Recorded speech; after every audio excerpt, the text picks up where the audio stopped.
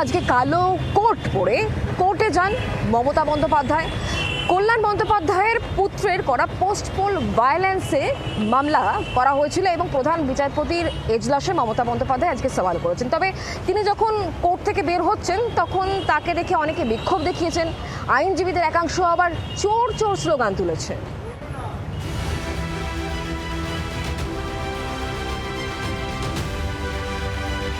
ভোটের আগে গিয়েছিলেন সুপ্রিম কোর্টে। এসআইআর সংক্রান্ত মামলায় এজলাসে দাঁড়িয়ে সওয়াল করেছিলেন মামলাকারী হিসেবে। ভোটের পর এবার কলকাতা হাইকোর্টে মমতা বন্দ্যোপাধ্যায় আইনজীবীর বেশে, আইনজীবীর ভূমিকায়। পালা বদলের পরই ওকালতিতে ফেরার ইঙ্গিত দিয়েছিলেন মমতা বন্দ্যোপাধ্যায়। তবে এত দ্রুত যে তার প্রত্যাবর্তন হবে তা অনেকেই ভাবেননি। ভোট পরবর্তী অশান্তির অভিযোগ তুলে হাইকোর্টে মামলা দায়ের করেন তৃণমূল সাংসদ কল্যাণ বন্দ্যোপাধ্যায়ের ছেলে শীর্ষণ্য বন্দ্যোপাধ্যায়। সেই মামলার শুনানিতেই বৃহস্পতিবার হাজির ছিলেন মমতা বন্দ্যোপাধ্যায়। প্রধান বিচারপতির এজলাসে তৃণমূল নেত্রী বলেন, প্রথমবার কলকাতা হাইকোর্টে আইনজীবী হিসেবে সওয়াল করছি। এরপর এক আহত শিশুর ছবি দেখিয়ে তিনি দাবি করেন, এই বাচ্চাটির মাকে খুন করা হয়েছে। ওরা তফসিলি জাতি পরিবার। বাচ্চা মেয়েদের ধর্ষণ খুনের হুমকি দেওয়া হচ্ছে। একটা সরকার যাবে, একটা আসবে, তা নিয়ে আমার কিছু বলার নেই। কিন্তু এমন কেন হবে? মানুষ ভয়ে আছে, অফিস বাজার যেতে ভয় পাচ্ছেন। হাত জোর করে আবেদন, কিছু করুন, মানুষকে রক্ষা করুন। রাজ্য পুলিশের বক্তব্য ছিল যে কোনোভাবেই কোনো প্রমাণ নেই যে খুন হয়েছে, কিন্তু ছবি দেখানো হচ্ছে, সেই ছবিগুলি আদৌ সত্য কিনা তার কোনো প্রমাণ নেই। এই অভিযোগও তোলা হয়েছে রাজ্য পুলিশের তরফ থেকে। শুনানি শেষে এজলাস থেকে বেরিয়ে যান মমতা বন্দ্যোপাধ্যায়, কল্যাণ বন্দ্যোপাধ্যায়রা। তারপরে শুরু নতুন নাটক। তৃণমূল নেত্রীকে ঘিরে ধরে চোর চোর স্লোগান দেন আইনজীবীদের একাংশ।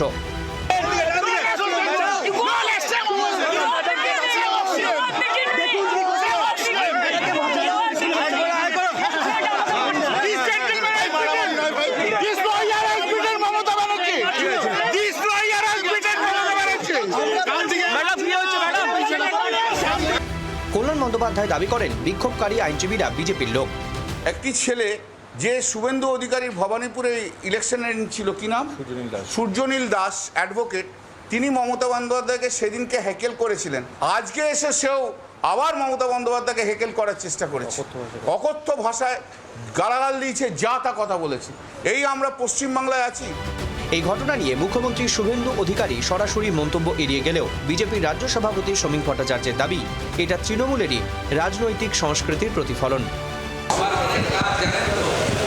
এইসব প্রশ্নের উত্তর দেওয়ার মতো সময় নেই, আর এগুলো নিয়ে আমি ভাবিও না।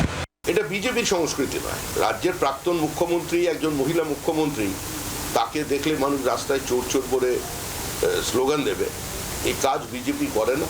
এই পরিস্থিতিও বিজেপি তৈরি করে না। এই পরিস্থিতি যদি তৈরি হয়ে থাকে তার জন্য দায়ী তৃণমূল কংগ্রেস। কৃতকর্মের ফল তো সবসময় পিছু ছাড়ে না। রাজপথ হোক বা এজলাস, পালা বদলের পরেও দুই শিবিরের সংঘাত অব্যাহত। বদলেছে শুধু মঞ্চ, বদলেছে ভূমিকা। ব্যুরো রিপোর্ট, জি24 ঘন্টা। বাংলার আওয়াজ, বাঙালির আবেগ, জি24 ঘন্টা।